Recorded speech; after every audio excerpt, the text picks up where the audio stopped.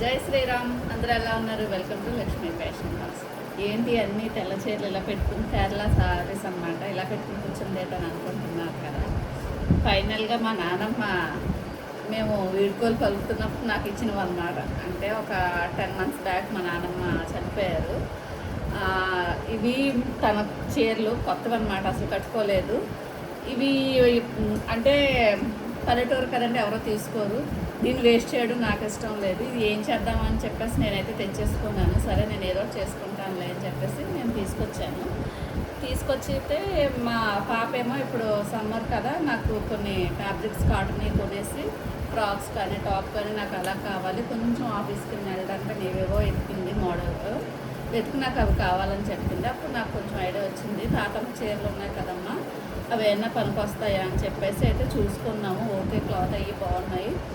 మనకి కేరళ కాటనే కదా, చాలా చల్లగా ఉంటుంది వేసుకుంటే. కాకపోతే ఏంటంటే అన్ని వైట్ శారీసే కదా, అంచులు డిఫరెంట్గా ఉన్నా కూడా అన్ని కేరళ కాటనే కాబట్టి ఏం చేద్దామని అనుకుంటే డై వేయించుకుందాము. ఒక్కొక్క దానికి ఒక్కొక్క కలర్ డై వేయించేసి ఇవిడికి ఏది నచ్చిందో అలాగ ఒక్కొక్కటి ఒక్కొక్కలా కుట్టేసి ఇచ్చేద్దాం కదా, మనకి డబ్బులు కూడా వేస్ట్ అవ్వకుండా ఉంటాయి ఫ్యాబ్రిక్స్కి.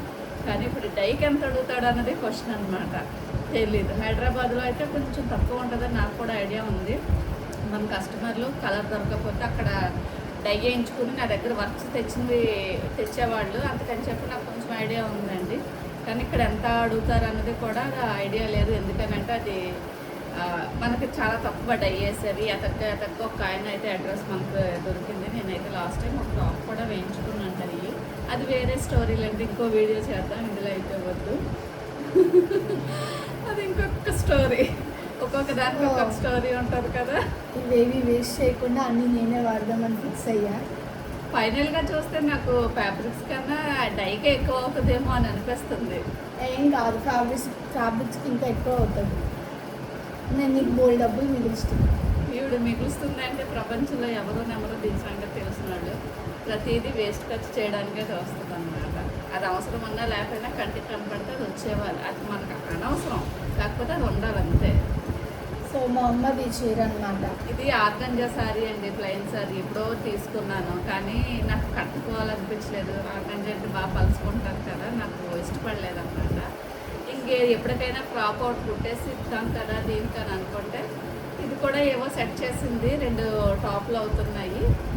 ఇవైతే ఇంకా డై అవసరం లేకుండా ఈ కలర్ తోటే స్టిచ్ చేసేద్దాం అని చెప్పి నేను అనుకుంటున్నాను. సో కింద ప్యాంట్స్ ఏమున్నాయి, జీన్స్ అలా వేసుకుంటే టాప్స్ అవుతాయి కదా. సో సమ్మర్ ఆఫీస్ కూడా బాగుంటాయి అని చెప్పి, ఆఫీస్కనే కాదు బయట కన్నా సమ్మర్లో కాకుండా తర్వాత అన్నా సరే వేసుకొని కొంచెం బయటకు వెళ్ళడానికి బాగుంటాయి కదా అని చెప్పి. ఎంత బాగున్నాయో ఈ సారీ. అవి కూడా నాకు అసలు ఇవి కట్ చేయాలనిపించలేదు. 1 or 2 నేను కూడా వేరే కలర్ డై చేసుకోవాలని అనుకుంటున్నాను. చూస్తాం, ఇప్పుడు వెళ్తున్నాం అనమాట. అందుకని ఇవన్నీ బయటికి లాగాను. చూసి ఫైనల్గా మనకు అనుకూలంగా ప్రైస్ ఉంటే మాత్రం నేను కూడా 2 sarees డై నన్ను అంటారు ఇలా సారీ అని. సారీకి ఫ్యాబ్రిక్కి తేడా లేదండి. ఫర్ ట్రాన్స్ఫర్మేషన్ ఎలా మారుతాయో చూపిస్తాము. సో ఛానల్ సబ్స్క్రైబ్ చేసుకోండి, మిస్ అవ్వకుండా చూడాలనుకుంటే ఏమేమి ఏ కలర్స్ అయ్యాయి కూడా. మీ అమ్మమ్మలో నాన్నమ్మలో ఉంటారు, వాళ్ళ సారీస్ కూడా ఉంటాయి. అంటే వాళ్ళు చనిపోతారని కదండి నా ఉద్దేశం. వాళ్ళు కట్టుకోరు, ఎందుకో తెలీదు, కొత్త బట్టలు అలా దాచుకుంటారు అన్నమాట. అలాగే చాలా మంది దగ్గర ఉంటాయి. అవి ఏవైనా మనకి ఇవి చూడడం, ఇవి ఎలా చేస్తామో దీన్ని అదే డై వేయించి ఎలా చేస్తామన్నది మీకు కూడా యూజ్ అవుతుంది. ఎందుకనంటే మీకు కూడా మా ఇంట్లో ఉన్న అమ్మమ్మలో నాన్నమ్మలో సారీస్